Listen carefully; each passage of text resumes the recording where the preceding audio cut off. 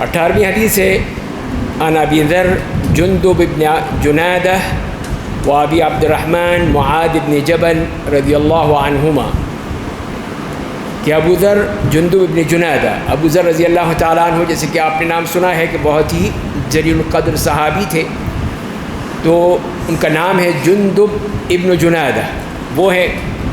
اور دوسرے ہیں صحابی ابو عبد الرحمن معاذ بن جبل، معاذ بن جبل رضی اللہ تعالیٰ عنہما، وہ یہ دوسرے صحابی ہیں.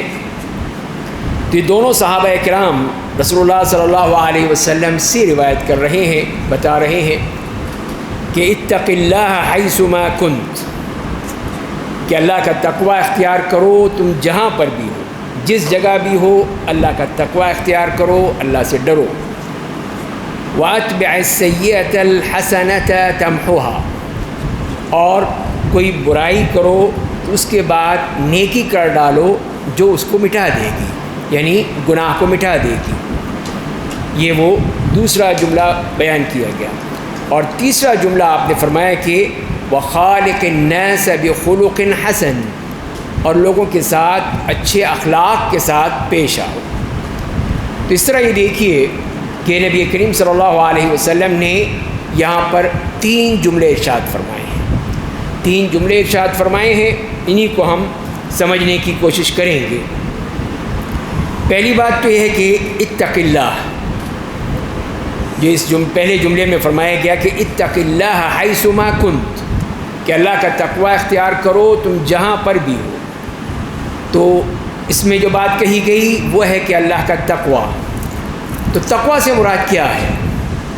اس سے مراد یہ ہے کہ اللہ سے اور اللہ کے عذاب سے بچنے کے لیے، اللہ سے ظاہر ہے کہ ہم اللہ سے ڈریں گے، اس کا مطلب یہ ہے کہ اللہ کے عذاب سے ہم نے بچنے کے لیے کوئی رکاوٹ کھڑی کرنی ہے اپنے اور اس عذاب کے درمیان، تاکہ وہ عذاب ہمیں نہ آلے، وہ عذاب ہم تک نہ پہنچے. اس کے لیے جب تک کہ کوئی رکاوٹ نہیں ہوگی، کوئی آڑ نہیں ہوگی، ہم کامیاب نہیں ہو سکتے. اسی لیے پھر یہی کہا جاتا ہے کہ تقوی. اور اس کی مثال ایسی دی تھی کہ جسے سیدنا عمر خطاب رضی اللہ تعالیٰ عنہ نے ایک دفعہ صحابی سے پوچھا، اپنے دوست ہیں، ساتھی ہیں، تو ایک سوالات وغیرہ کر لیتے تھے، تو اس میں یہ سوال کیا کہ تقوی کیا چیز ہے. انہوں نے تقوی کی تعریف ان سے پوچھی، تو انہوں نے صحابی رسول صلی اللہ علیہ وسلم نے بہترین انداز میں ایک وہ اس کی مثال دی. وہ مثال یہ تھی کہ انہوں نے پوچھا کہ کیا تمہارا گزر ایسی جگہ سے ہوتا ہے جہاں پہ جھاڑیاں ہوں، کانٹے ہوں، اور دوسری طرح درخت بھی ہوں، پھل بھی ہوں، پھول بھی ہوں، سب چیزیں ہوں، تو اگر تم وہاں سے گزرو گے تو کیسے گزرو گے؟ تو سیدنا عمر خطاب رضی اللہ تعالیٰ عنہ نے فرمایا کہ میں اگر جھاڑیاں ہیں تو وہاں کوشش کروں گا اپنے کپڑوں کو سمیٹ لوں، کہیں میرا کوئی کپڑا کہیں اٹک نہ جائے، کسی جھاڑی میں الجھ نہ جائے، اور کپڑے پھٹ نہ جائیں، خراب نہ ہو جائیں. تو اسی لیے میں کوشش کروں گا کہ اپنے کپڑوں کو پوری طرح سمیٹ کر نکلوں، اور دوسری طرف جہاں پہ پھول ہیں، پھل ہیں، ان سے فائدہ اٹھاؤں، ان کو دیکھ کے میں اس سے خوش ہو جاؤں یا محظوظ ہو جاؤں. تو انہوں نے فرمایا کہ یہی تقوی ہے، یہی ہے تقوی، کہ دنیا میں رہتے ہوئے ہم نے اس طرح گزارنا ہے کہ جو اللہ تعالیٰ کی طرف سے جن چیزوں سے منع کر دیا گیا ہے، جو کانٹے ہیں، ان سے اپنے دامن کو بچانا ہے کہ وہ کہیں ہمارے دامن اس سے الجھ نہ جائیں، اور جو اللہ کی اچھی باتیں ہیں، نیکیاں ہیں، اچھے اعمال ہیں جن کا حکم دیا گیا ہے، ان کو اختیار کر لیں. یہی کہتے ہیں یہی تقوی ہے. تو یہی ہے کہ وہ اس طرح جب ہم نیکیاں کریں گے تو یہ وہ ایک آڑ بن جائے گی جو ہمیں جہنم سے بچا لے گی. تو یہ اسے کہا گیا کہ وقایہ، کس چیز میں ایک آپ نے ایک بیریئر بنا لیا، اس بیریئر سے اب آپ جہنم سے بچ جائیں گے. یہ بیریئر یہی تقوی ہے کہ یہ آپ کو آگ سے، عذاب سے روک رکھتا ہے. دوسری چیز سے فرمائیں کہ حیثما کنت، جہاں پر بھی تم ہو، جہاں پر بھی ہو، جس حالت میں بھی ہو، تم نے اللہ سے ڈرنا ہے. حیثما کنت، یہ جو فرمایا ہے، سب کے سامنے ہو، پوشیدہ طور پہ ہو، گھر میں ہو، خلوت میں ہو، جلوت میں ہو، بازار میں ہو، محفل میں ہو، جہاں پر بھی ہو، تو تم نے اللہ کا خوف رکھنا ہے. تو یہ اسی لیے پھر آپ صلی اللہ علیہ وسلم نے یہی الفاظ فرمائے گئے کہ حیث ما کنتم، جہاں پر بھی تم موجود ہو. تو جہاں پر تم موجود ہو گے اس میں ہر طرح کی حالت آ گئی. اب مثال کے طور پر آپ لوگوں کے سامنے ہیں تو وہاں پر بھی اللہ کا خوف آپ کے دل میں رہنا چاہیے.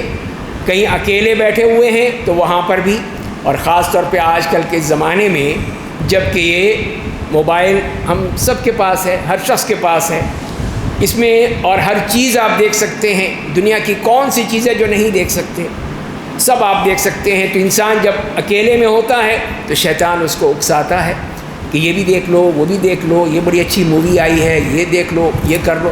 تو یہ ہے کہ وہی اسی خلوت میں کہ کوئی نہیں دیکھ رہا تمہیں، کر لو جو کرنا ہے.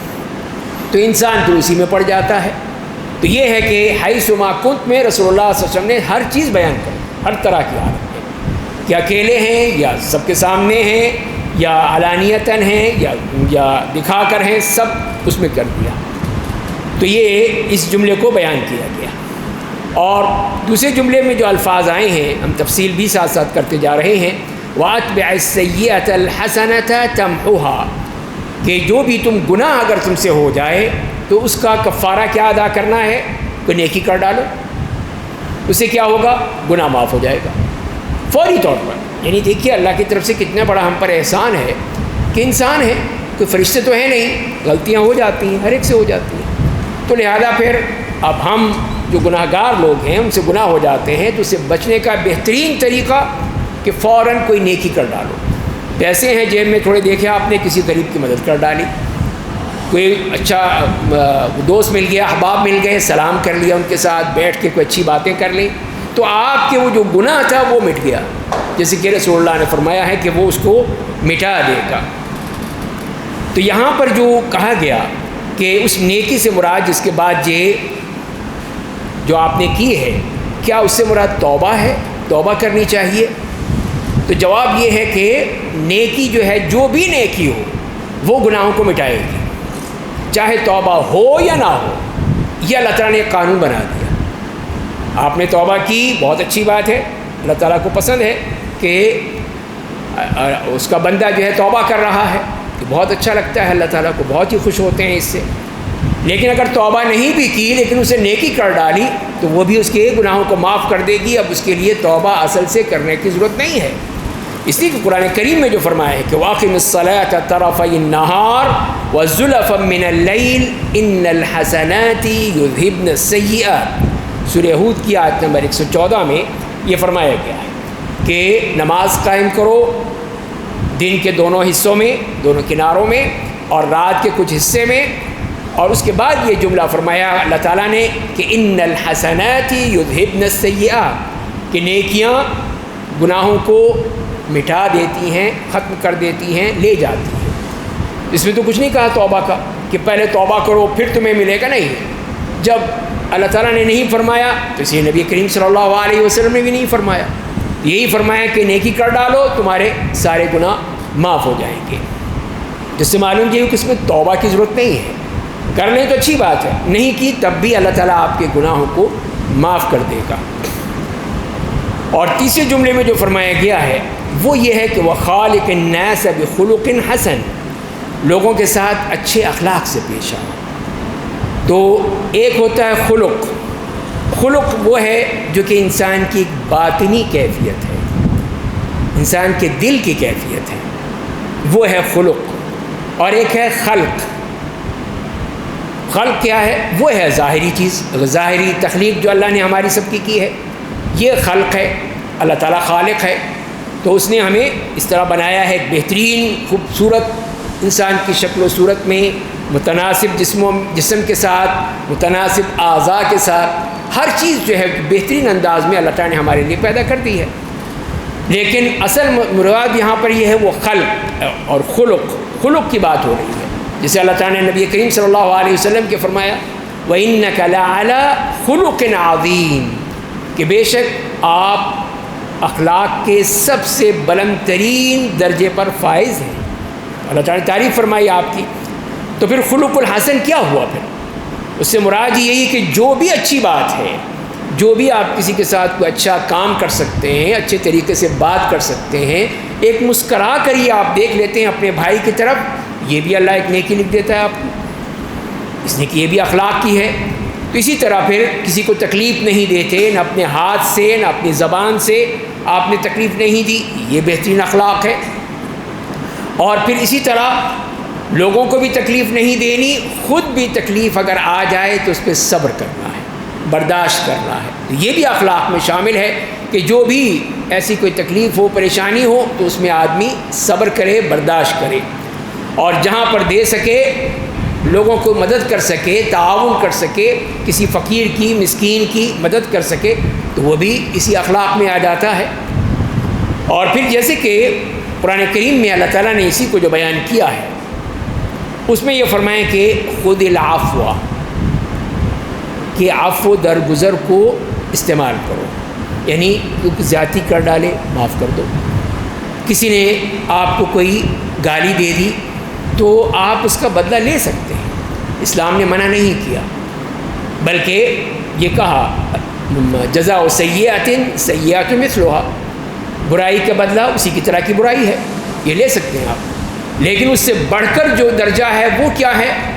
وہ یہ ہے کہ آپ معاف کر دیں، کہ میں نے اللہ کے لیے تمہیں معاف کر دیا۔ دیکھیے اس سے کیا فائدہ ہوگا کہ وہ پھر آپ کا ایک طرح سے گرویدہ بن جائے گا، آپ کا دوست بن جائے گا، ولی حمیم کہا ہے قرآن نے، کہ جو اس طرح معاف کر دیتا ہے۔ ہر جگہ بدلے لے کر بات نہیں چلتی، بلکہ معاف کرنے سے، درگزر کرنے سے بھی کتنے معاملے اچھی طرح حل ہو جاتے ہیں۔ اور دوسری چیز فرمائی اسی آیت میں وَأْمُرْ بِالْعُرْفِ، اور جو نیکیاں ہیں، اچھے بات ہیں، معروف ہے، اس کا حکم دو۔ آپ دیکھ رہے ہیں آپ کے دوستوں میں سے کوئی شخص نماز نہیں پڑھتا، تو آپ اسے پیار سے کہیے، پیار سے، محبت سے، اچھے طریقے سے کہ آئیں بھائی چلیں نماز پڑھ لیں، آپ بھی آئیے میں بھی آتا ہوں، ہم دونوں نماز پڑھ لیتے ہیں۔ تو کس طرح آپ اس کو اس طرف لا رہے ہیں، لیکن اچھے طریقے سے۔ تو نیکی کا حکم بھی دے دیا، وہ مان لیں بہت اچھی بات ہے، آپ کو اجر مل جائے گا، اجر تو ویسے بھی ملے گا، چاہے وہ آپ کے ساتھ آئے یا نہ آئے، لیکن اجر آپ کو ضرور ملے گا آپ کی اس نیکی کا۔ اور تیسری چیز فرمائی اسی آیت میں وَأَعْرِضْ عَنِ الْجَاهِلِينَ، اور جو جاہل لوگ ہیں ان سے اعراض کیجیے، ان سے اجتناب کیجیے، ان کے ساتھ مت الجھیے۔ اب ایک شخص خام خواہ آپ کے ساتھ بحث کر رہا ہے، آپ کو مجبور کر رہا ہے کسی غلط بات کو ماننے کے لیے، آپ کہہ دیجئے بھائی میں نہیں بات کر سکتا آپ سے، میں اس معاملے میں آپ سے اس پہ گفتگو نہیں کرنا چاہتا، بات ختم ہو جائے گی۔ اسی لیے پھر ہمیں جاہلوں سے اعراض کرنے، ان سے دور رہنے کا حکم دیا گیا۔ اب اس میں یہ سوال پیدا ہو جاتا ہے کہ یہ خلق حسن، یہ نیک اخلاق، بہترین انسان کے اندر یہ ویلیوز، یہ کیا فطری طور پر ہوتی ہیں، اللہ کی طرف سے ہیں، یا کوئی آدمی حاصل بھی کر سکتا ہے، اپنے آپ کو اس کے اوپر ڈال بھی سکتا ہے، پریکٹس کرتا ہے اسی اچھے بات کی تو اس کی عادت بن جاتی ہے؟ اس کا جواب یہی ہے کہ دونوں طرح ہیں۔ کچھ چیزیں ہیں جو قدرتی یعنی اللہ کی طرف سے ودیت ہوتی ہیں، یہ چیزیں پیچھے سے بھی آتی ہیں، والدین سے آتی ہیں، باپ دادا سے آتی ہیں، ان کی اچھی باتیں منتقل ہوتی چلی جاتی ہیں ان کی اولاد میں، تو وہ بھی ایک طریقہ ہے کہ قدرتی طور پر موجود ہے کہ وہ انتہائی اچھے انداز میں، دھیمے انداز میں بات کریں گے، بتائیں گے، تو پھر آپ کو کوئی تکلیف نہیں ہوگی۔ اور دوسری بات یہ ہے کہ لوگ سیکھتے بھی ہیں، اب انسان باہر جاتا ہے کہ دوسرے ملک میں جاتا ہے، وہاں کوئی اچھی بات ہے تو وہ آدمی سیکھتا ہے اس سے، جیسے کہ عربوں میں نے دیکھا کہ ان کا ایک اچھا طریقہ ہے، خاص طور پہ حرمین میں بھی، دوسرے شہروں میں بھی، کہ سلام کرنے کی عادت ہوتی ہے، وہ ہر ایک کو سلام کریں گے۔ ہمارے یہاں نہیں ہے، ملیں گے بھی، دیکھیں گے منہ دیکھ رہے ہیں، بھائی سلام کیوں نہیں کرتے؟ بھائی سلام کر لو، یہ کیا طریقہ ہے کہ اس کو گھور رہے ہو؟ تو سلام کیجئے۔ تو سلام کرنے سے ایک دم کیسے اس کی رحمت آتی ہے اللہ کی کہ آدمی ایک اس سے مانوس ہو جاتا ہے، اس سے ایک اطمینان ہو جاتا ہے کہ یہ کوئی غلط آدمی نہیں ہے، ایک اچھا آدمی ہے جس نے مجھے سلام کیا ہے۔ آپ بھی کہتے ہیں وعلیکم السلام۔ تو یہ ہے کہ یہ عادتیں پھر انسان کو ماحول سے بھی ملتی ہیں، ماحول میں بھی جہاں اچھے اخلاق ہوتے ہیں، اچھی باتیں ہوتی ہیں تو وہ بھی آ جاتی ہیں۔ اسی طرح پھر اس کا مطلب یہ ہوا کہ انسان کے اندر کچھ چیزیں جو ہیں وہ اللہ تعالیٰ نے ودیت کر دی ہیں، اس کے اندر ڈال دی ہیں، اور کچھ وہ چیزیں ہیں جو آدمی سیکھ لیتا ہے اپنے دوستوں سے، احباب سے، اساتذہ سے، یہاں درس میں آتے ہیں، یہاں پہ ان چیزوں سے انسان کی وہ عادتیں بدلتی بھی ہیں۔ اور اس کا ایک اور ہمیں تائید ملتی ہے کہ نبی کریم صلی اللہ علیہ وسلم نے ایک صحابی تھے اشج بن عبد قیس، ان سے آپ نے فرمایا کہ تم میں 2 عادتیں ہیں ایسی ہیں جو اللہ تعالیٰ کو بہت پسند ہیں، یحبہم اللہ تعالیٰ ان کو پسند کرتے ہیں، چاہتے ہیں۔ وہ کیا ہے؟ الحلم والانات۔ حلم سے مراد یہ ہے کہ بردباری، برداشت کر لینا، صبر کر لینا، دم ریئیکٹ نہیں کرنا بلکہ اس کو ذرا برداشت کر کے، یہ ہے حلم، بردباری۔ اور دوسری چیز فرمائی والانات، انات میں بھی آہستگی، رفق، آسانی سے۔ یہ چیزیں ہیں کہ 2 عادتیں تمہاری بہت اچھی ہیں جو اللہ تعالیٰ پسند فرماتے ہیں۔ تو وہ فرماتے ہیں کہ یا رسول اللہ، تو کیا یہ چیزیں جو ہیں یہ میری اپنائی ہوئی ہے یا مجھے اللہ کی طرف سے ودیت ہوئی ہیں؟ یہ کیا ہے، اس کا طریقہ کیا ہے، کس طرح مجھے ملی ہیں؟ تو آپ نے فرمایا کہ نہیں، اللہ تعالیٰ نے تمہارے اندر یہ پیدا کرتی ہیں۔ اس کا مطلب یہ ہے کہ اللہ کی طرف سے بھی ہوتے ہیں ایسی باتیں، ایسی عادتیں، ایسی خصلتیں جو کہ اللہ کی طرف سے ہمارے اندر ڈال دی جاتی ہیں۔ اور پھر وہ جیسے کہ بعض لوگوں میں آپ دیکھتے ہیں کہ بہت اچھی عادت ہوگی، بڑی اچھی طرح ملیں گے آپ سے، بات کریں گے، مسکرا کے بات کریں گے، آپ کا دل خوش ہو جائے گا۔ ایک وہ ہے کہ انتہائی کرخت انداز میں، بہت ہی سختی کے ساتھ، تو وہ ظاہر ہے کہ پھر آپ کا دل نہیں چاہے گا کہ آپ ان سے بات کریں۔ تو یہ ہے وہ چیز جو کہ اللہ تعالیٰ کی طرف سے آتی ہے کہ اللہ تعالیٰ پھر اسی سے ہی، اسی اخلاق حسنہ سے ہی اس کو وہ سکون اور اطمینان حاصل ہوتا ہے۔ یہی جیسے میں نے عرض کیا کہ اللہ تعالیٰ نے بھی قرآن کریم میں نبی کریم صلی اللہ علیہ وسلم کی جو خصلت بیان کی، آپ کی جو وہ ایک ہی ہے، آپ کی بے شمار خصلتیں ہیں، بے شمار آپ کی عادات ہیں، لوگوں نے کتابیں لکھ ڈالی، لیکن اللہ تعالیٰ نے کس کو بیان کیا؟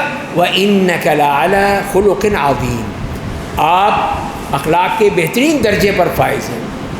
وَلَوْ كُنْتَ فَظًّا غَلِيظَ الْقَلْبِ لَانفَضُّوا مِنْ حَوْلِكَ، اگر آپ بہت ہی کرخت ہوتے، دل کے سخت ہوتے، یہ سب چلے جاتے، کوئی نہ بیٹھتا آپ کے پاس، کوئی نہ رہتا آپ کے ساتھ۔ تو دیکھ لیجئے اللہ تعالیٰ نے بھی آپ کے اس اخلاق کی بہترین تعریف فرمائی کہ یہ ہے آپ کا اخلاق کی وجہ سے یہ لوگ آپ کے ساتھ ہیں، کہ آپ کسی کے ساتھ کوئی سختی نہیں فرماتے، نہایت نرمی سے، نہایت اچھے طریقے سے، اچھے بات سے، اچھی اخلاق سے بات کرتے تھے، پورے محبت کے ساتھ، بڑا ہو، چھوٹا ہو، بچہ ہو، عورت ہو، مرد ہو، جو بھی ہے، سب سے آپ بہترین انداز میں گفتگو کیا کرتے تھے، سب آپ سے محبت کرتے تھے، اسی لیے تو یہی محبت اللہ نے ڈال دی۔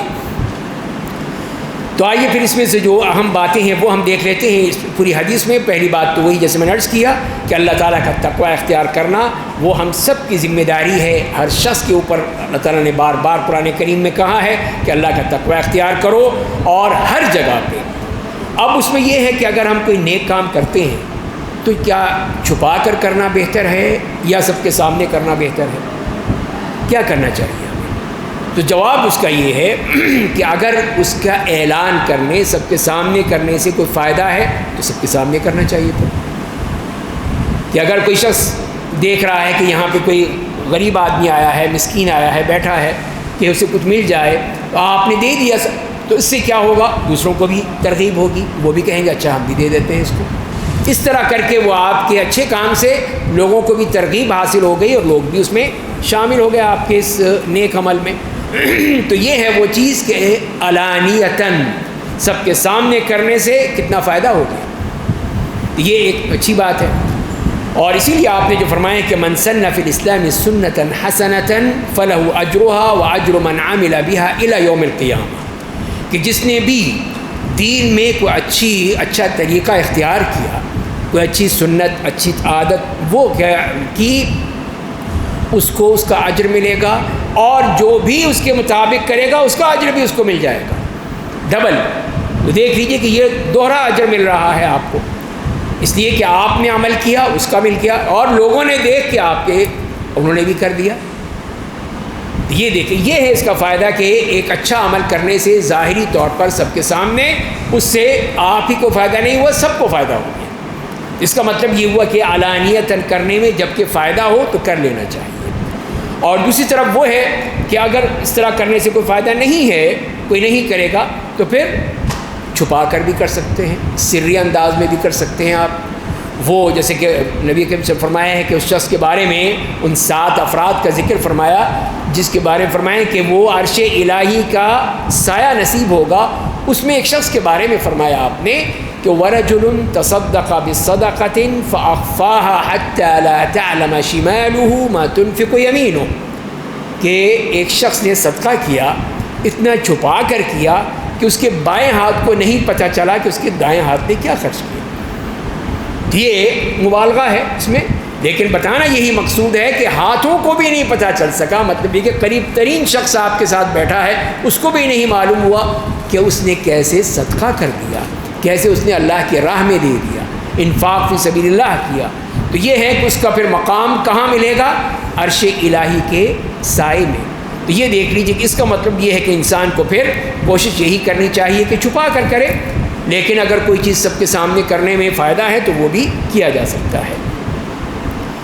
دوسری بات یہ ہے کہ جیسے ہم نے اسی میں پڑھا پہلے جملے میں کہ ان الحسنات یذھبن السیئات، کہ نیکیاں جو ہیں وہ گناہوں کو ختم کر دیتی ہیں، اس لیے کہ رسول اللہ نے یہی کہا کہ جہاں بھی کوئی برائی ہو جائے اس کے بعد نیکی کر ڈالو جو اس کو مٹھا دے گی، ختم کر دے گی۔ تیسری بات کہ اللہ تعالیٰ کا فضل ہے کہ اس نے ہمیں ایک بات تو عدل کی بتائی ہے کہ برائی کا بدلہ برائی کر سکتے ہو، تم کسی نے مارا ہے تو مار بھی سکتے ہو۔ ہم عیسائیت والے بات نہیں کرتے کہ اگر ایک تھپڑ مارا ہے اس پہ تو دوسرا بھی آگے کر دو، لو اس پہ بھی مار لو، نہیں، ہمارے یہاں ایسا نہیں ہے۔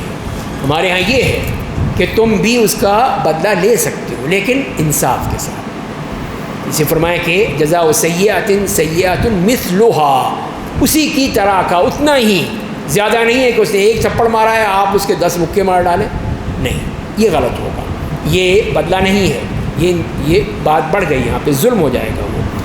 لیکن ہمیں یہ کہا گیا کہ تم معاف کر دو، معاف کرنا بہتر ہے، معافی کے ذریعے سے پھر وہ آپ کے لیے بہترین اجر وہاں پہ اللہ تعالیٰ کے یہاں کر دیا۔ اور اسی طرح یہ بات بھی ہمیں ملتی ہے کہ لوگوں کے ساتھ جو معاملہ کرنا ہے وہ بہترین اخلاق کے ساتھ کرنا ہے، بہترین اخلاق کے ساتھ ہے تو اس کے لیے کرنا ہے جیسے کہ جو بھی معاملہ ہو جہاں پہ بھی ہو ہم نے اس کے مطابق لوگوں کے ساتھ اچھے طریقے سے، اچھے لہجے میں، اچھے طریقے سے بات کی جائے۔ اور جیسے میں نے بات کیا تھا کہ نبی کریم صلی اللہ علیہ وسلم کے یہاں نرمی تھی، رفق تھا، اسی لیے آپ نے فرمایا کہ ان اللہ رفیق یحب الرفق فی الامر کلہ، بے شک اللہ تعالیٰ بھی رفیق ہے، اچھائی چاہتا ہے، بھلائی چاہتا ہے، اور ہر بات میں رفق چاہتا ہے، اچھائی چاہتا ہے۔ اب اس میں دیکھیے کہ ایک دفعہ یہ ہوا کہ ایک یہودی گزرا نبی کریم صلی اللہ علیہ وسلم کے پاس سے یا مجلس میں آیا، اس نے کہا کہ السلام علیکم یا محمد، السلام، ہمارے یہاں بھی کئی دفعہ سلام کرتے ہیں، السلام علیکم، السلام علیکم، السلام علیکم، اسلام نہیں ہوتا، پتہ نہیں کیا ہوتا ہے، السلام، السلام، بھائی سلام کرنا ہے تو شروع سے اچھی طرح سے کرو کہ السلام علیکم، معلوم ہو کہ تم صحیح بات کہہ رہے ہو، السلام، السلام یہ تو کوئی بات نہیں ہوئی۔ تو خیر اس یہودی نے تو خاص طریقے سے یا اپنی بری ارادے سے بات کی تھی کہ السلام علیکم یا محمد۔ تو سیدہ عائشہ رضی اللہ تعالیٰ عنہ سن رہی تھی، وہ بھی کہیں قریبی تھی، انہوں نے آواز سن لی، انہوں نے غصے میں آ کے کہا علیک السلام واللعنت بڑے سخت الفاظ کہہ دیے کہ تم پہ لعنت ہو، تم پہ سام ہو، تم پہ یہ ہو، تم پہ وہ ہو۔ تو پھر نبی کریم صلی اللہ علیہ وسلم نے کہا نہیں، ما یا عائشہ، عائشہ نہیں، یہ مت کرو، ایسا مت کہو کہ ان کا آپ نے سنا نہیں، دیکھیے اس نے کیا کہا ہے، اس یہودی نے السلام علیکم یعنی تم پر موت ہو، سام موت کا معنی میں آتا ہے، تو اس نے تو آپ کو اتنی بڑی بات کہی اور آپ کہہ رہے ہیں کہ نہیں کچھ نہیں ہے، تو آپ نے فرمایا کہ نہیں، اور آپ نے پھر یہی فرمایا کہ ان اللہ رفیق یحب الرفق فی الامر کلہ، کہ اللہ تعالیٰ رفیق ہے، نرمی پسند کرتا ہے، ہر کام میں نرمی پسند کرتا ہے۔ اور اگر یہودی تمہیں سلام کریں تو تم کیا کہو، وَإِذَا سَلَّمَ عَلَيْكُمْ أَهْلَ الْكِتَابِ فَقُولُوا وَعَلَيْكُمْ، اگر یہودی تم پہ سلام کریں تو تم کہو کہ تم پر بھی، بس وعلیکم سے ہی مراد ہوگی، وعلیکم السلام نہیں کہنا۔ اسی لیے نبی کریم صلی اللہ علیہ وسلم فرمایا کہ تم نے یہ نہیں سنا میں نے کیا کہا ہے، میں نے کہا وعلیکم، تم پر بھی، یعنی جو تم نے کہا ہے مجھے وہ تم پر بھی، تو میری بات تو قبول ہو جائے گی اللہ کے ہاں، ان کی بات قبول نہیں ہوگی۔ دیکھیے کیسا بہترین جواب دے دیا آپ نے کہ میری جو دعا ہے وعلیکم یہ اللہ تعالیٰ قبول فرما لیں گے اور تم پر وہ موت آئے گی، لیکن انہوں نے جو کہا ہے وہ نہیں قبول کرے گا اللہ تعالیٰ۔ تو لہذا پھر یہی فرمایا کہ ایسے یہودی اس طرح کی اگر بات کریں تو ان کو وعلیکم کہہ دو، برا سلام مت کرو۔ تو یہ ہیں وہ چیزیں جو ہمیں اس حدیث سے ملی ہیں، ان تینوں جملوں میں جو بتایا گیا ہے وہ ہم نے سیکھا ہے۔ اس میں کوئی بات کوئی نہ سمجھی ہو آپ نے یا کوئی سوال ہو تو آپ کر لیں تاکہ ہم اگلی حدیث پہ جائیں گے۔ جی بھائی۔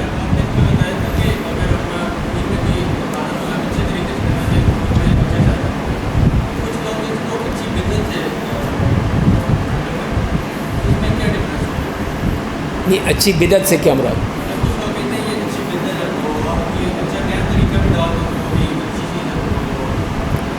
جی ہاں، نہیں، بات اچھی بات کہی آپ نے کہ یہ چیزیں ہیں ہمارے دین میں۔ تو پہلی بات تو یہ ہے کہ جو اصل طریقہ ہے، اچھا طریقہ ہے، وہ وہی ہے جو کہ نبی کریم صلی اللہ علیہ وسلم نے سکھایا ہے۔ بہترین طریقے وہ ہیں، اس لیے کہ ہم یہی سنتے ہیں کہ خیر الہدی ہدی محمد صلی اللہ علیہ وسلم، بہترین طریقہ جو ہے وہ ہے جو کہ رسول اللہ کا طریقہ ہے۔ تو یہی ہے کہ پھر نبی کریم صلی اللہ علیہ وسلم کے طریقے سب سے بہترین ہے۔ اب اس کو ہم بدل ڈالیں اور اپنی طرف سے کچھ کر ڈالیں تو وہ غلط ہو جائے گا۔ وہ کیوں غلط ہوگا؟ اس لیے کہ اللہ تعالیٰ نے یہ فرما دیا ہے کہ الیوم اکملت لکم دینکم، آج میں نے عرفات کے دن آپ نے پر آیت نازل ہوئی اور اس میں آپ نے یہ اللہ تعالیٰ نے فرمایا کہ آج میں نے تم پر تمہارا دین مکمل کر دیا ہے، مکمل ہو چکا ہے۔ اس کا مطلب ہے کہ اس میں گنجائش ہی نہیں ہے۔ اب ایک چیز مکمل ہو گئی تو اس میں آپ کیا ٹھوسیں گے اس کے اندر؟ تو لہذا یہ اللہ تعالیٰ نے فرما دیا کہ میں نے دین مکمل کر دیا ہے۔ اب کوئی کہے کہ نہیں 2 عیدیں نہیں، تیسری عید بھی مناؤ، تو ہم کہیں گے نہیں، الیوم اکملت لکم دینکم، اللہ تعالیٰ نے دین مکمل کر دیا کہ 2 عیدیں ہیں بس ہماری، ایک گزر گئی ہے، ایک آ جائے گی ابھی ذوالحجہ میں، اور تیسری کوئی نہیں ہے۔ تو یہی ہے اس کی مثال کہ ہم کوئی بھی کام اس کو بدعت حسنہ کہہ کے جائز نہیں قرار دے سکتے، اس لیے کہ رسول اللہ نے فرمایا کہ کل بدعت ضلالہ وکل ضلالۃ فی النار، کہ ہر قسم کی بدعت گمراہی ہے اور ہر گمراہی جہنم میں جائے گی۔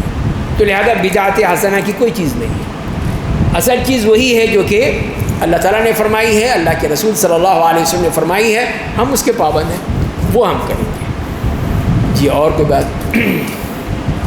جی بھائی۔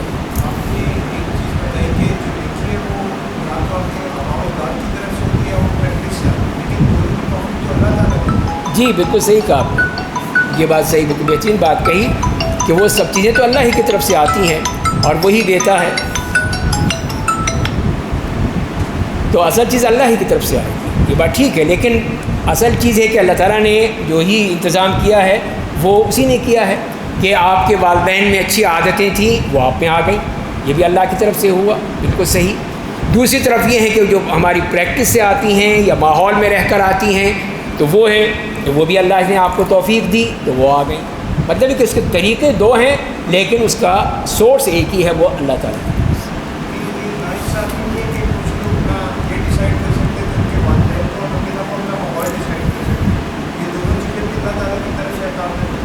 جی ہاں، وہی میں نے عرض کیا نا کہ اللہ کی طرف سے عطا کردہ ہیں، لیکن وہ ہے کہ جیسے کہ اللہ تعالیٰ نے بھی ان کو سورہ کہف میں آپ پڑھتے ہیں کہ وہ ایک دیوار گری ہوئی تھی، تو سیدنا خضر علیہ السلام اور سیدنا موسیٰ علیہ السلام تھے، تو انہوں نے اس کی دیوار صحیح کر دی کہ گر جائے گی، تو انہوں نے کہا موسیٰ علیہ السلام نے یہ کیا کہ آپ نے، ان لوگوں نے تو ہمیں کھانا تک نہیں پوچھا، آپ نے ان کی دیوار صحیح کر دی، آپ اس کی اجرت لے رہے تھے۔ تو انہوں نے کہا کہ نہیں بس اب بات ختم، اب میں تمہارے ساتھ نہیں چل سکتا، لیکن میں بتا دیتا ہوں کہ میں نے یہ سب کیوں کیا تھا۔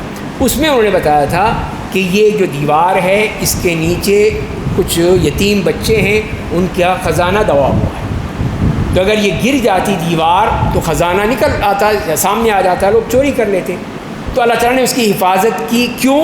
وَكَانَ أَبُوهُمَا صَالِحًا، یہ ہے وجہ کہ ان کا باپ نیک آدمی تھا، تو یہ وہ اس سے ذرا مختلف ہے ہماری بات سے، لیکن کہنے کا مقصد یہ ہے کہ انسان کی یا والدین کی جو صالح ہونا ہے، نیک ہونا ہے، اس کے اثرات کہاں تک نیچے تک آتے ہیں، اولاد میں بھی آتے ہیں، اولاد سے اولاد میں بھی جاتے ہیں.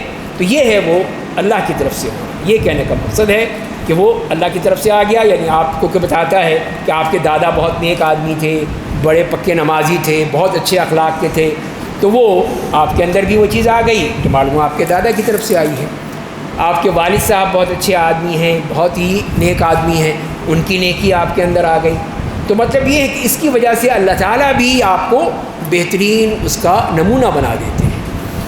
تو یہ ہے اس سے مراد. جی کیا چیز؟ حسنتاً. جی ہاں.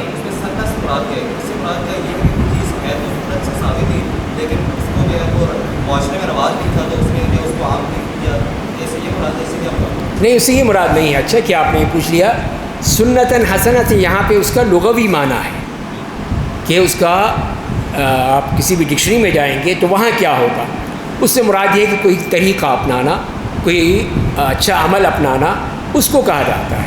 اسی لیے کہ دونوں طرح ہے، من سن سنتاً حسنہ، اور دوسری ایک جملہ آتا ہے من سن سنتاً سیئۃ.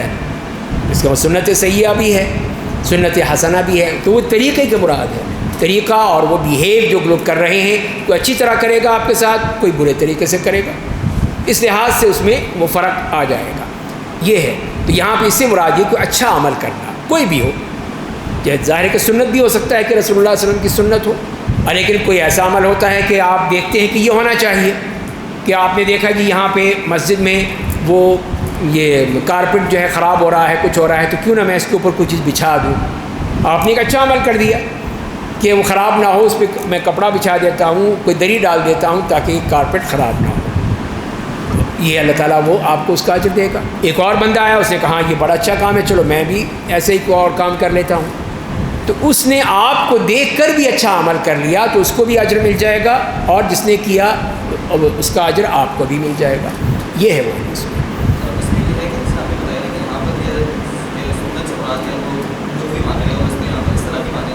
جی ہاں.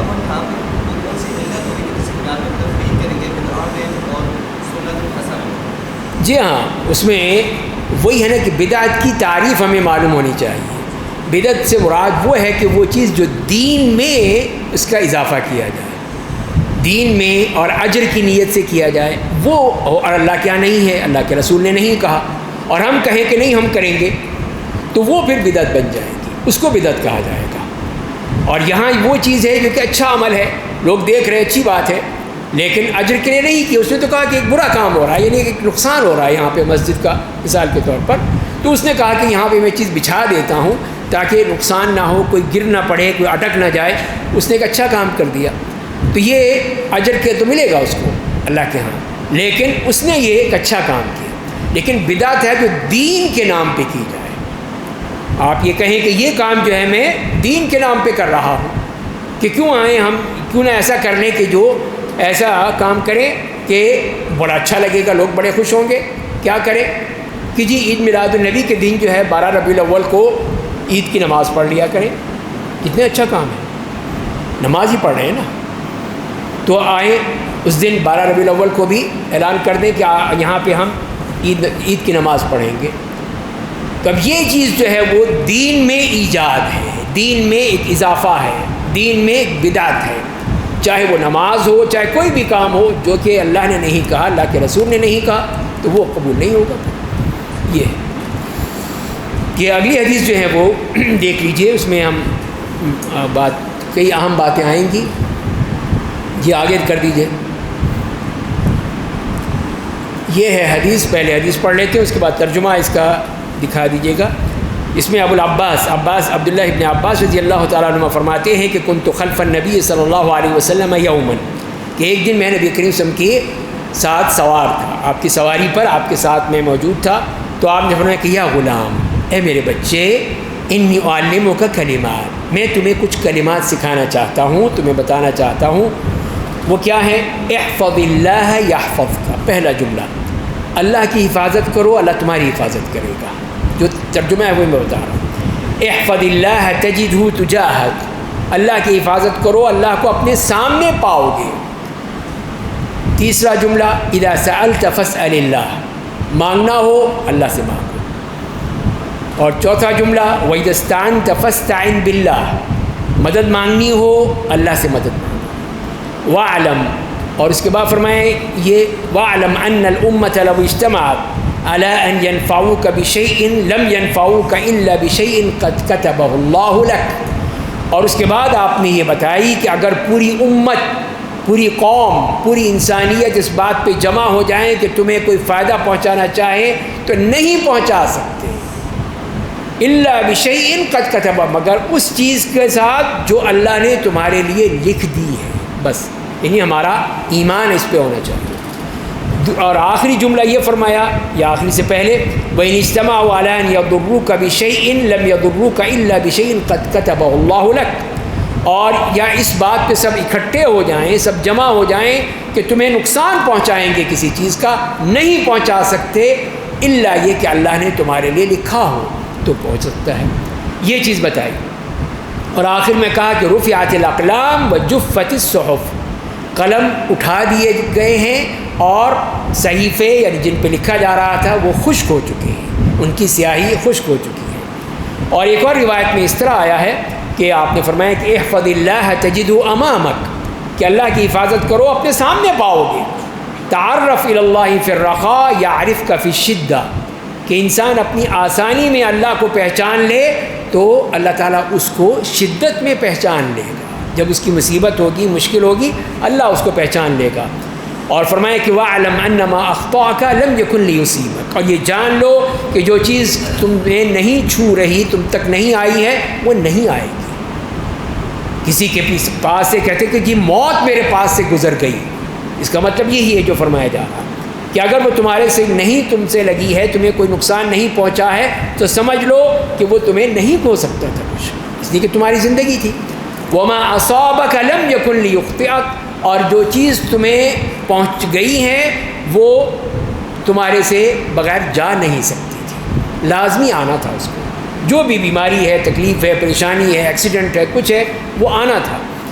اور پھر فرمایا وَاعْلَمْ أَنَّ النَّصْرَ مَعَ الصَّبْرِ، اور جان لو کہ مدد صبر کے ساتھ آتی ہے، اللہ کی مدد صبر کے ساتھ آتی ہے۔ وَأَنَّ الْفَرَجَ مَعَ الْكَرْبِ، اور آسانی اور انسان کے لیے اس کے مسئلے حل ہونا مصیبت کے بعد ہی آتے ہیں، مصیبتیں آتی ہیں پھر اللہ تعالیٰ اس کے لیے راستے کھول دیتے ہیں۔ اور تیسری بات وَأَنَّ مَعَ الْعُسْرِ يُسْرًا، اور ہر مصیبت کے ساتھ، مشکل کے ساتھ آسانی ہے، دونوں ساتھ ساتھ ہیں، مشکل ہوگی لیکن آسانی بھی ہوگی، وہ آئے گی، وہ اللہ کے حکم سے ہوگی۔ تو آئیے پھر اس حدیث کو بھی ہم سمجھ لیتے ہیں کہ جس میں عبداللہ ابن عباس رضی اللہ تعالیٰ عنہما فرما رہے ہیں کہ میں نبی کریم صلی اللہ علیہ وسلم کے ساتھ تھا، اس وقت پھر آپ نے ان کو یہ کلمات سکھائے ہیں، یہ کلمات بتائے ہیں کہ غلام سے مراد یہ ہے کہ جو چھوٹا بچہ ہے اس کو، اور یہی جیسے کہ حدیث میں آتا ہے کہ حجۃ الوداع کے موقع پر وہ اس وقت بالغ ہونے کے قریب تھے، مطلب یہی 15-16 سال کی عمر تھی ان کی، بڑے نہیں تھے، اسی لیے آپ نے ان کو بچہ کہا اور پھر ان کو پیار سے، اور اس کے بعد یہ فرمایا کہ میں تمہیں ایک باتیں سکھا رہا ہوں، یہ اچھی طرح یاد کر لے، بچہ ہے تو اس کو جو چیزیں بتائیں گے وہ یاد کر لے گا، سمجھ لے گا، اس سے فائدہ ہو جائے گا۔ اور ان کلمات کو انہیں آپ صلی اللہ علیہ وسلم نے بتا دیا، اور ان میں کیا ہے؟ پہلی بات احفظ اللہ یحفظک، اللہ کی حفاظت کرو، اللہ تمہاری حفاظت کرے گا۔ یعنی اس سے کیا مراد ہوئی؟ اس سے مراد یہ ہوئی کہ اللہ تعالیٰ کی جو حدود ہیں، شریعت ہے، جتنے بھی احکام ہیں، اوامر ہیں، نواہی ہیں، سب ان کو اچھی طرح حفاظت کرو، ان چیزوں کا خیال رکھو، اللہ تمہاری حفاظت کرے گا۔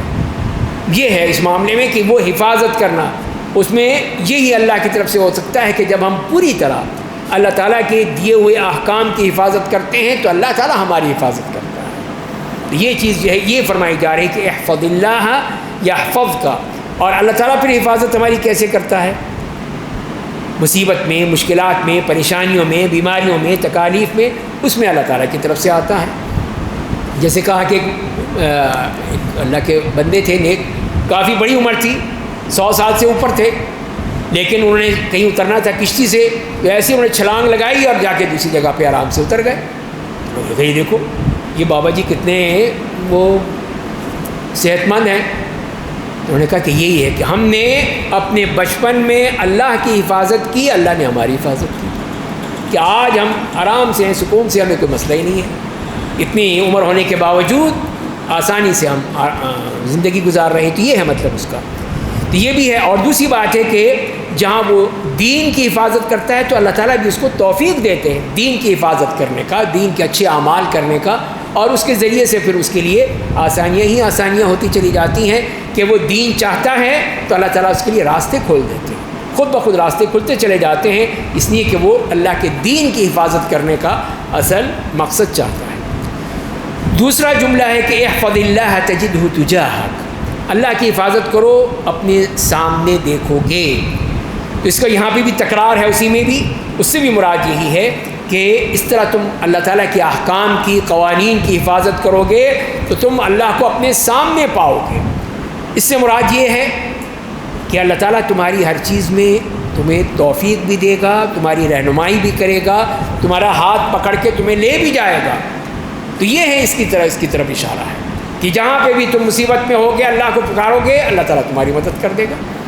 اسی کہ تم نے پوری کوشش کی تھی اللہ کے احکام اور قوانین کی حفاظت کرنے کی, اللہ بھی تمہارے ساتھ ویسا ہی عمل کرے گا. تیسری بات اذا سألت فاسأل اللہ, کہ اگر مانگنا ہے تو اللہ سے مانگنا اور کسی سے نہیں مانگنا. اسی لیے کہتے ہیں نا, کسی نے کہا تھا کہ اگر کسی بنی آدم سے مانگو گے تو غصے ہو جائے گا, ہر وقت مانگتا رہتا ہے, لیکن اس سے مانگو جس کے دروازے بند نہیں ہوتے. اللہ تعالیٰ غصہ ہوتا ہے اس بات پہ کہ تم اس کو نہ مانگو تو وہ ناراض ہوتا ہے, لیکن لوگوں سے مانگو گے تو وہ تو ناراض ہو جاتے ہیں. یہ کہی گئی اسی بات میں کہ تم نے اللہ ہی سے مانگنا ہے. تو یہی مراد ہے کہ اذا سألت فاسأل اللہ. اور چوتھے جملے میں فرمایا وَإِذَا اسْتَعَنْتَ فَاسْتَعِنْ بِاللَّهِ, کہ اگر تم نے کسی سے مدد مانگنی ہے تو اللہ سے مانگو. اسی لیے ہم یہ پڑھتے ہی ہیں ہر نماز میں, ہر رکعت میں, ایاک نعبد و ایاک نستعین, ہم تیری ہی عبادت کرتے ہیں, تجھی سے مانگتے ہیں, تجھی سے ہم ہر چیز طلب کرتے ہیں. تو یہ ہے, اس سے مراد یہ ہے. اب اس میں ایک تو یہ, کیا ہم کسی سے نہیں مانگ سکتے؟ اب میں کہوں کسی سے کہ بھائی یہ لاؤ, مجھے پانی لا دو, مجھے یہ کر دو, میری مدد کر دو, تو کیا حرام ہوگا؟ نہیں. ایک تو وہ چیزیں ہیں جس پہ کوئی شخص قدرت رکھتا ہے, طاقت رکھتا ہے, کر سکتا ہے, تو ٹھیک ہے, ہم مانگ سکتے ہیں, اس سے مدد مانگ سکتے ہیں کہ بھئی اس مسئلے میں میری مدد کر دو, یہ چیز مجھے نہیں سمجھ میں آ رہی, مجھے سمجھا دو, بتا دو. تو یہ چیز جائز ہے. لیکن وہ چیز جو صرف اللہ ہی دے سکتا ہے تو وہ اللہ ہی سے مانگی جائے گی, کسی اور سے نہیں مانگی جائے گی. آپ نے اولاد مانگنی ہے تو اللہ سے مانگیں, اللہ مجھے اولاد دے دے. آپ نے پیسے مانگنے ہیں, دولت مانگنی ہے, اللہ سے مانگیں, اللہ مجھے پیسے دے دے, مجھے ملازمت دے دے, مجھے نوکری دے دے, مجھے کوئی کام دے دے, میں کچھ کما لوں. تو اللہ سے مانگیں, اس لیے کہ اللہ ہی دے سکتا ہے اس معاملے میں. تو اسی لیے پھر وہ اللہ تعالیٰ آپ کے لیے اسباب پیدا کر دے گا کہ ان اسباب کے ذریعے سے پھر آپ کو یہی چیز مل جائے گی, وہ اللہ تعالیٰ وہ اسباب مہیا کر دے گا. تو یہی ہے اذا استعنت فاستعن باللہ. اور پانچویں جملے میں یہ فرمایا کہ جان لو کہ اگر پوری قوم اس بات پہ جمع ہو جائے کہ تمہیں کوئی فائدہ دینا ہے, نہیں دے سکیں گے مگر وہی جو اللہ نے تمہارے لیے لکھ دیا ہے. تو یہ ہے, ہمیں اس کو بتایا کہ یہ وَعْلَمْ جو کہا ہے کہ دیکھو یقینی طور پر جان لو کہ یہ یقینی بات ہے کہ ہو ہی نہیں سکتا, لوگ چاہیں تمہیں دینا نہیں دے سکیں گے, اس لیے کہ تمہاری قسمت پہ نہیں ہے. اور یہی چیز فرمائی گئی ہے کہ کتنا ہی کر لو, اب یہ تو اللہ تعالیٰ سے پھر مانگا جائے گا, اس سے مانگا جائے گا کہ اللہ پھر مجھے دے دے, جو بھی میرا قسمت میں ہے وہ اللہ تعالیٰ دے گا پھر. لیکن لوگ نہیں دے سکتے آپ کو, وہی دیں گے جو اللہ نے لکھا ہے. تو وہ پھر اللہ سے مانگے گا, اللہ تعالیٰ اس کو دے دیں گے. اور چھٹے جملے میں اس کے برعکس کہ اگر وہ تمہیں نقصان دینے پر سب جمع ہو جائیں تو نقصان نہیں دے سکیں گے مگر وہی جو اللہ نے تمہاری لکھا ہے وہ ہو سکتا ہے.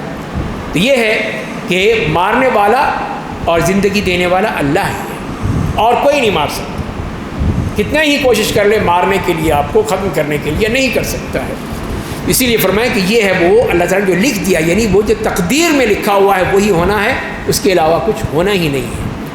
اور ساتواں جملہ یہ ہے کہ رفعت الاقلام, کہ قلم اٹھا لیے گئے, وجفت الصحف, اور جو صحیفے ہیں وہ خشک ہو گئے۔ مطلب کیا ہوا؟ اس کا مطلب یہ ہے کہ یہ سب چیزیں لکھی جا چکی ہیں۔ اللہ تعالیٰ نے انسان جب کہ اپنی ماں کے پیٹ میں ہی ہوتا اسی وقت لکھ دی تھی، سب کچھ لکھا جا چکا تھا، تو لہذا پھر پریشان ہونے کی کیا بات ہے؟ پھر رزق لکھا ہے، لیکن کہاں ہے، کب آئے گا، کب ملے گا، یہ اللہ کے علم میں، وہ دے دے گا۔ ہمیں مانگنا چاہیے، بس ہم مانگیں گے اس سے، وہ ہمیں دے دے گا، لیکن اپنے وقت پر دے گا، جو اس کی پلاننگ ہے اس کے مطابق ملے گا۔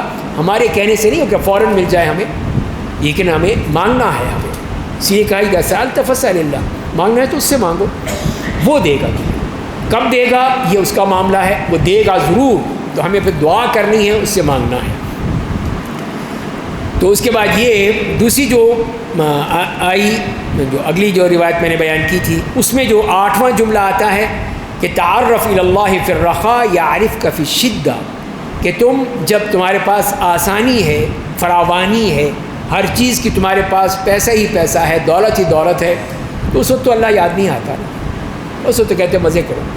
لیکن جب مصیبت آتی ہے، ڈنڈا پڑتا ہے، پھر آتا ہو بھاگو بھاگو اللہ کی طرف بھاگو، نماز پڑھو، یہ کرو، لو دعائیں کرو، ہائے یہ ہو گیا، ہائے ہو گیا، جا کے چادریں چڑھاؤ یا کچھ اور کرو، کسی طرح کچھ مل جائے۔ تو یہی اس کی بات ہو رہی ہے کہ یہی غلط طریقہ ہے۔ اگر تم نے آسانی کے وقت اللہ کو یاد رکھا، اللہ تعالیٰ تمہیں شدت کے وقت میں یاد رکھے گا۔ جب تمہارے اوپر مصیبت آئی ہوئی ہے، مشکل آئی ہوئی ہے، اس وقت تمہیں وہ اللہ تعالیٰ ہی یاد رکھے گا۔ تو یہی چیز فرمائی گئی ہے کہ اللہ تعالیٰ کو اس وقت یاد رکھو، اس وقت پہچانو، تو وہ تمہیں پہچانے گا کہ ہاں اس نے مجھ سے مانگا تھا، اس نے مجھے یاد رکھا تھا، تو میں بھی اس وقت اس کی مدد کروں گا، تو کوئی ضرور آپ کی مدد کرے گا۔ اور 9واں جملہ یہ ہے وَاعْلَمْ أَنَّمَا أَخْطَأَكَ لَمْ يَكُنْ لِيُصِيبَكَ، جیسے کہ پہلے ہو چکا ہے کہ جان لو کہ جو چیز تمہیں نہیں نقصان پہنچا سکی وہ نہیں کہہ سکتی، ہو ہی نہیں سکتا، اس لیے کہ ہو گیا مسئلہ، بچ گئے تم، ایکسیڈنٹ ہو رہا تھا، کوئی مصیبت آ رہی تھی، لیکن اللہ نے نہیں لکھا تھا، بچ گئے۔ تو یہ ہے اللہ کی طرف سے۔ اور جو چیز نہیں آنی تھی وہ بھی نہیں آئے گی پھر۔ وما اصابک لم یکن لیخطئک، اور جو چیز تمہیں آ چکی ہے، بیماری ہے، تکلیف ہے، مشکل ہے، پریشانی ہے، آنی تھی تو آئے گی پھر وہ کوئی ادھر ادھر نہیں جا سکتی۔ تو یہی ہمارا عقیدہ ہونا چاہیے، یہ ہمارا عقیدہ ہے تقدیر پر، کہ تقدیر میں اللہ نے جو لکھ دیا ہے وہ ملے گا، جو نہیں لکھا ہے وہ نہیں مل سکتا ہے۔ یہ ہے اللہ کا معاملہ۔ اور 10واں جملہ یہ ہے کہ ان النصر مع الصبر، کہ انسان کو مدد ملتی ہے اس وقت جب وہ صبر کرتا ہے، برداشت کرتا ہے اور پوری طرح ڈٹ جاتا ہے۔ قرآن نے یہی فرمایا کہ یا ایھا الذین آمنوا اذا لقیتم فئۃ فاثبتوا واذکروا اللہ کثیرا، کہ ایمان والو جب تمہاری کسی سے مٹ بھیڑ ہو جائے دشمن سے تو پھر ڈٹ جاؤ، جم جاؤ، پھر ہلنا نہیں وہاں سے، بھاگنا نہیں وہاں سے، اور اللہ کا ذکر کثرت سے کرو۔ اور رسول اللہ نے بھی یہی فرمایا کہ دیکھو دشمن کی ملاقات کی تمنا مت کرو، اللہ سے عافیت طلب کرو، لیکن اگر ملاقات ہو جائے، آمنے سامنے آ جائے تو پھر فاصبروا، پھر صبر کرنا ہے۔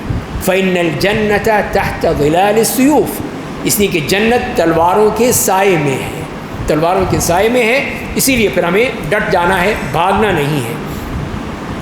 تو لہٰذا یہاں پہ بھی صبر کی بات کہہ دی۔ اور 11واں جو جملہ ہے وَأَنَّ الْفَرَجَ مَعَ الْكَرْبِ، کہ مصیبت کے بعد ہی انسان کے لیے آسانی ہوتی ہے، اس کے مسئلے حل ہو جاتے ہیں۔ تو اس کا مطلب یہی ہے کہ یہ سب اللہ کی طرف سے ہوتا ہے۔ أَمَّن يُجِيبُ الْمُضْطَرَّ إِذَا دَعَاهُ وَيَكْشِفُ السُّوءَ، کہ کون ہے جو سخت پریشانی میں ہے، مضطر ہے، جب وہ اللہ تعالیٰ کو پکارتا ہے تو کون اس کی دعا کو سنتا ہے اور اس کی مصیبت کو ختم کرتا ہے؟ اللہ ہے۔ تو یہی چیز فرمائی گئی کہ اسی میں یہ حالت ہوتی ہے۔ اور آخری جملہ ہے 12واں وَأَنَّ مَعَ الْعُسْرِ يُسْرًا، کہ تنگی کے ساتھ آسانی ہے۔ تو جب بھی کوئی مشکلیں آتی ہیں، پریشان ہوتی ہیں، انسان پریشان ہو جاتا ہے کہ یہ بھی آ گئی مصیبت، یہ بھی آ گئی، یہ فرمایا کہ اب آسانی آئے جائے گی، اس لیے کہ اس کے بعد ہی آسانی آتی ہے۔ وہ جیسے کہ قرآن نے بھی کہا ہے کہ فَإِنَّ مَعَ الْعُسْرِ يُسْرًا، إِنَّ مَعَ الْعُسْرِ يُسْرًا۔ تو سیدنا ابن عباس رضی اللہ عنہ فرماتے ہیں کہ ایک یسر جو ہے یا دو عسر جو ہیں ایک یسر کو ختم نہیں کر سکتی، اس لیے کہ پہلا جملہ ہے ان مع العسر یسرا، کہ تنگی کے ساتھ آسانی ہے، اور دوبارہ پھر یہی فرمائے کہ فَإِنَّ مَعَ الْعُسْرِ يُسْرًا، جو دو عسر ہیں بیچ میں ایک یسر ہے۔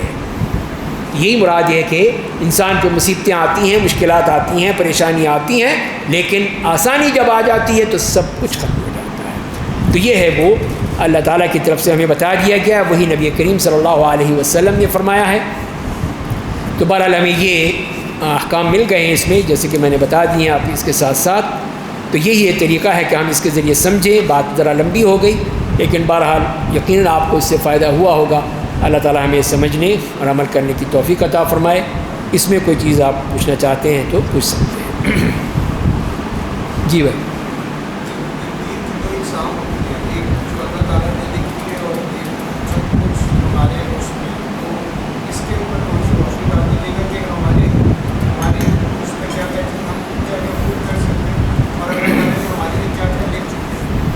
جی ہاں، جیسے کہ اس میں حدیث میں آتا ہے کہ دو چیزیں جو ہیں وہ انسان کی عمر میں اضافہ کرتی ہیں۔ اسے سمجھنے کے لیے میں بتا رہا ہوں آپ کو۔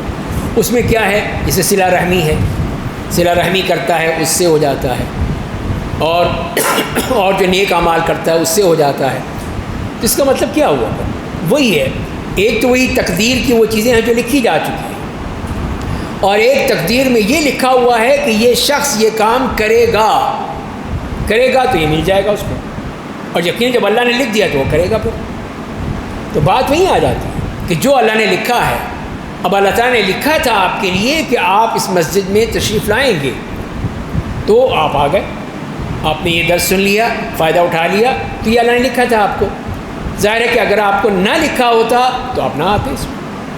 تو یہی چیز ہے کہ اللہ نے لکھا ہوا تھا کہ آپ اپنے عزیز و اقارب کے ساتھ صلہ رحمی کریں گے، تو اس کا فائدہ کیا ہوگا؟ صلہ رحمی کریں گے تو اللہ تعالیٰ آپ کی عمر میں اضافہ کر دے گا، وہ بھی لکھا ہوا ہے۔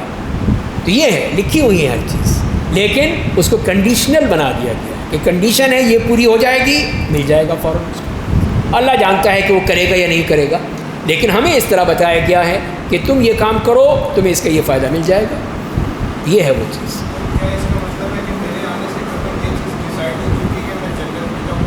جی ہاں بالکل، یہ ڈیسائیڈ ہے، یہ اللہ کے یہاں لکھا جا چکا ہے کہ آپ نے کیا کرنا ہے، لیکن ہمیں نہیں بتایا، اس لیے کہ اللہ کا علم ہے، یہ اللہ کا علم ہے، ہمیں نہیں بتایا گیا۔ ہمارا کام کیا ہے؟ عمل، ہم نے کام کرنا ہے، ہم نے اس کے مطابق زندگی بسر کرنی ہے۔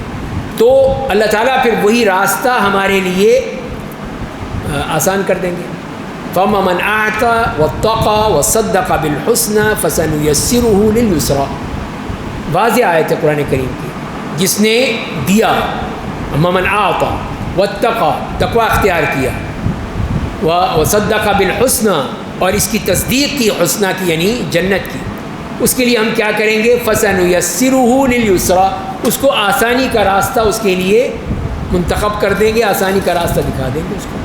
تو یہ ہمارا عمل جو ہے وہ ہے اصل چیز، ہم جو بھی عمل کریں گے اللہ وہ راستہ ہمارے لیے آسان کرتا چلا جائے گا۔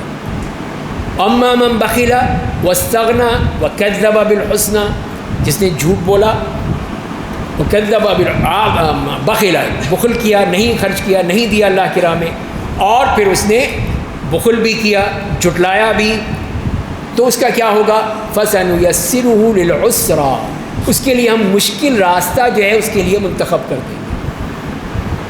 اب یہ دیکھ لیجیے، اب آپ اس سے سمجھ لیجیے کہ اب ہم جو عمل کر رہے ہیں اللہ تعالیٰ نے ہمیں وہی ہمارے لیے لکھا ہے، تو ہمارے لیے وہی راستہ آسان ہو جائے گا۔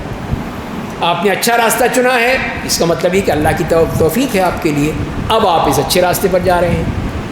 کتنے ہی لوگ ہیں آپ دیکھ لیجیے، مسجد میں اذان ہوگی، کتنے لوگ آئیں گے؟ کیا سارا محلہ آ جائے گا؟ نہیں آئے گا۔ کتنے لوگ ہیں جو کہ اپنے ٹی وی کے سامنے بیٹھے ہیں، خبریں دیکھ رہے ہیں، موویز دیکھ رہے ہیں، یا اور گپ شپ میں لگے ہوئے ہیں، وہ قریب سے گزر جائیں گے لیکن نماز نہیں پڑھیں گے۔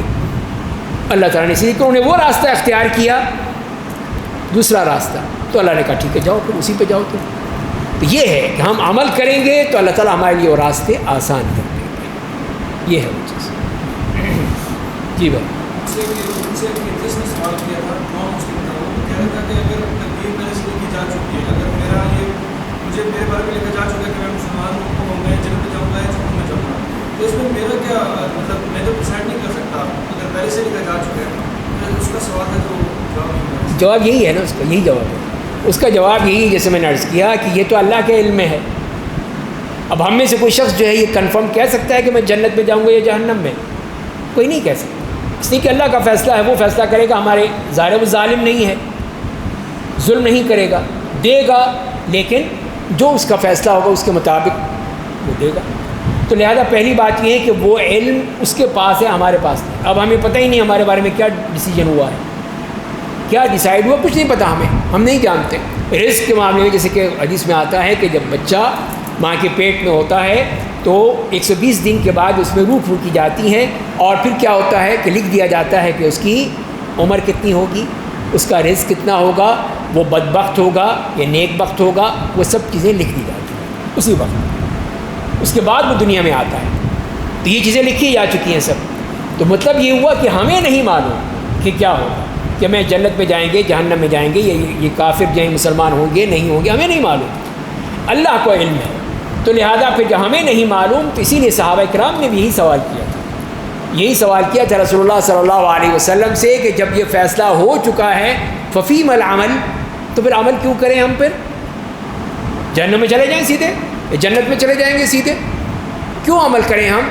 تو آپ نے کیا فرمایا تھا؟ اعملوا فکل میسر لما خلق لہ. تم عمل کرو، جو چیز جس کے لیے تم پیدا کیے گئے ہو وہ راستہ تمہارے لیے آسان کر دیا جائے گا. وہ قرآن کی آیت میں نے ابھی آپ کے سامنے رکھی ہے. تو یہ ہے اللہ کا قانون کہ اس نے ہمیں کسی چیز کے بارے میں نہیں بتایا. یہی ہم پڑھ رہے ہیں یہاں پر ان احادیث میں بھی کہ ہر چیز وہ لکھی جا چکی ہیں، اور جو بھی ہے اس کے مطابق ہوگا. ساری دنیا دینا چاہے آپ کو نہیں دے سکتی، روکنا چاہے نہیں روک سکتی. اللہ نے لکھا ہوا وہ مل کر رہی ہے. تو لہذا یہاں پر بھی یہی ہے کہ ہمیں اس کا علم ہی نہیں ہے، تو کیسے ڈیسائیڈ کریں گے کہ نہیں میں جنت میں جاؤں گا یا جہنم میں جاؤں گا؟ ہمیں پتہ ہی نہیں ہے. ہم نے کوشش کرنی ہے. اب ایک شخص جو ہے اللہ تعالیٰ اس کے دل میں ڈال دیتا ہے کہ وہ مسلمان ہو جائے. اب اس کے لیے راستے آسان کر دیے، اسلام نے قبول کر لیا، اللہ نے اس کے لیے تمام راستے آسان کر دیے اسلام قبول کرنے کے. کفر پہ ہے تو کفر کے ہی سارے مسئلے اس کے لیے آسان ہیں، اسی پہ چل رہا ہے. تو یہ ہے چیز جو ہمیں سمجھنی چاہیے. اب ہمیں پتہ نہیں ہے نا اس کا کوئی، جب معلوم نہیں ہے تو ہم کیسے کہہ سکتے ہیں کہ اب ہم کیا کریں؟ ہم نے عمل کرنا ہے جو اللہ نے بتایا، اللہ کے رسول نے بتایا. جی بھائی.